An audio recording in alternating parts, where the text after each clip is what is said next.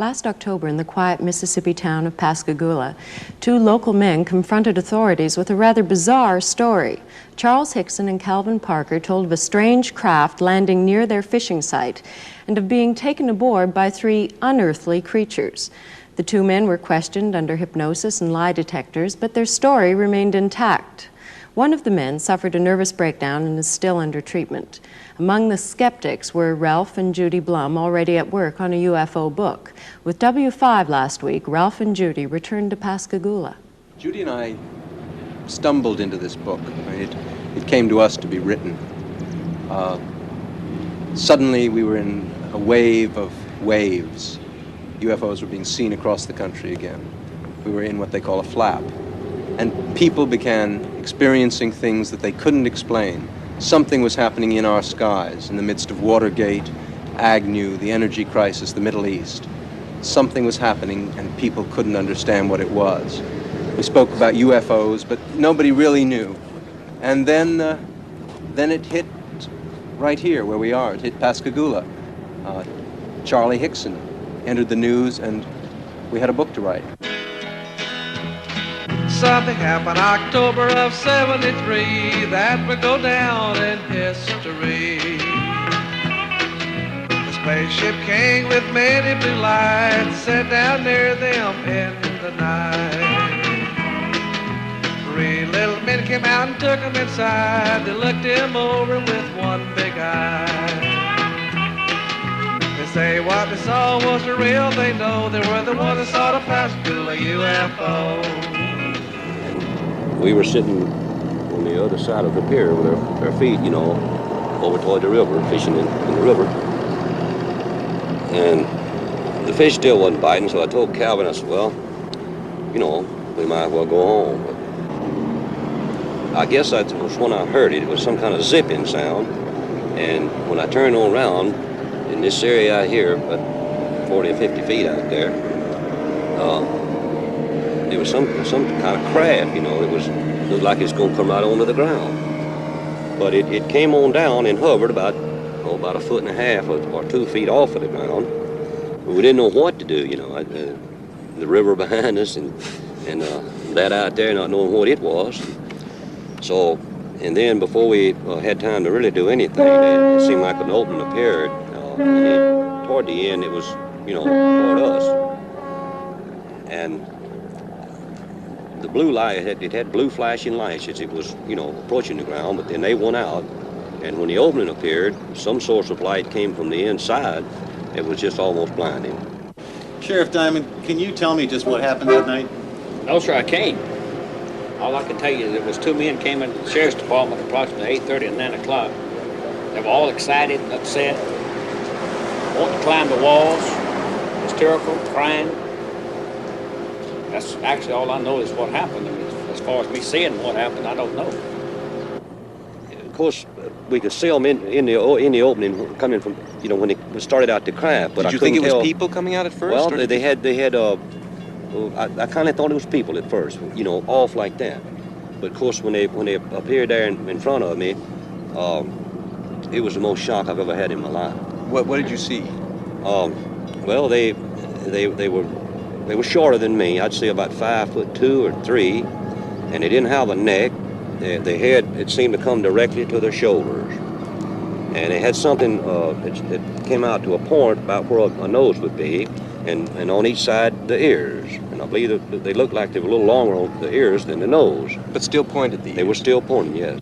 But since I was down there, and since I was a physician, and several other scientists and investigators were asked to consult and look into the situation, I was asked would I mind if I would be present, and I said I wouldn't mind at all.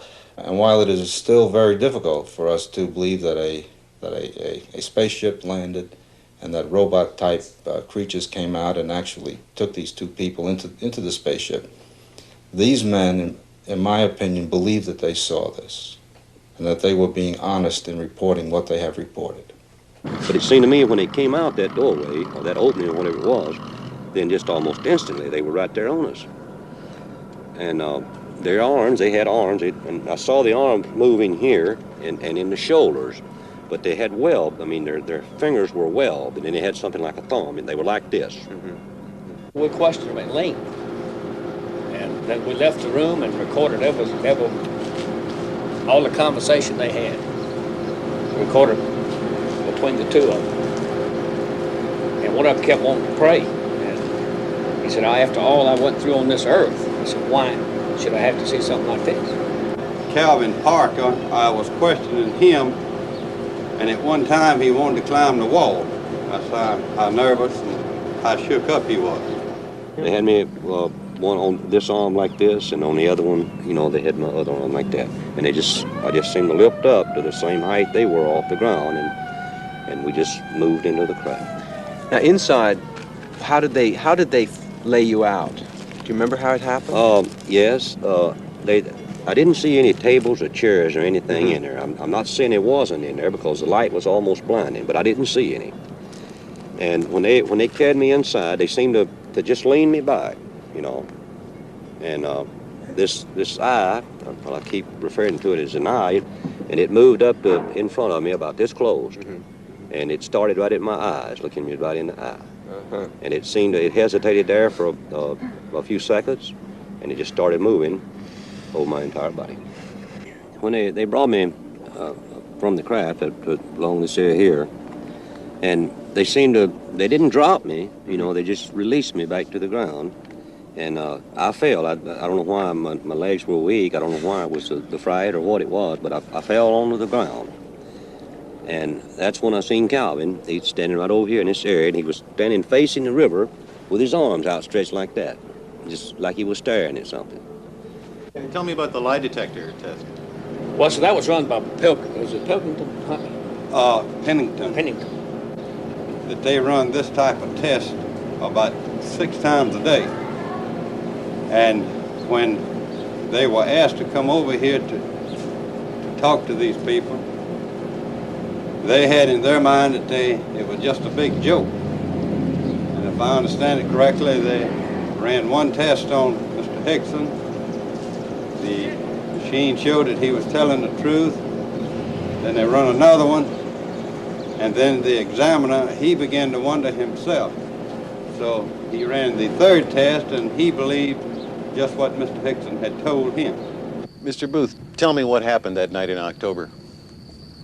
Well, I got up and had turned off the TV and come to the front door, which you can see right behind me. Just as usual, checking to see if it was locked.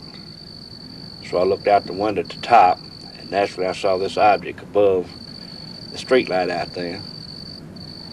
So naturally it caught my eye with the lights was on. I couldn't hear any racket or anything. So I opened the door after a few seconds to step out to see if I could really tell what it was. It just took off. Can you describe it? Well, it was round, had lights all the way around it, turning in a counter-clockwise motion. It had a dome on top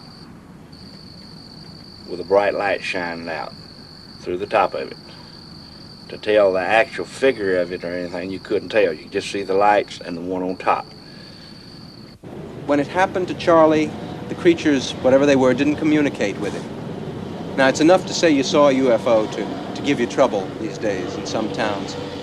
To be taken aboard is just a suspect idea. But somehow, if the creatures don't give you a message, you're just a touch less incredible. And Charlie says what he said and what we wrote about in the book. It was like they had a job to do, and they came and they did it. I think there has to be a reason why that Calvin and me was picked. Maybe because you could take it? Well, it might be. I don't know. I think that they know more of what's going on down here on this earth than we think. And I don't know, they might have been, you might say, looking for somebody that could, you might say, hold up under the strain and convince people that there is another world and there's some kind of life on that world up there. They were the ones that saw the Pasacagoula UFO.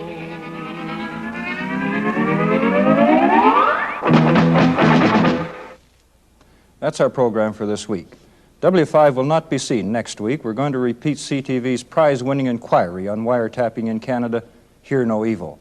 We'll be back on the 16th of June with a special wrapping up the federal election campaign to that date.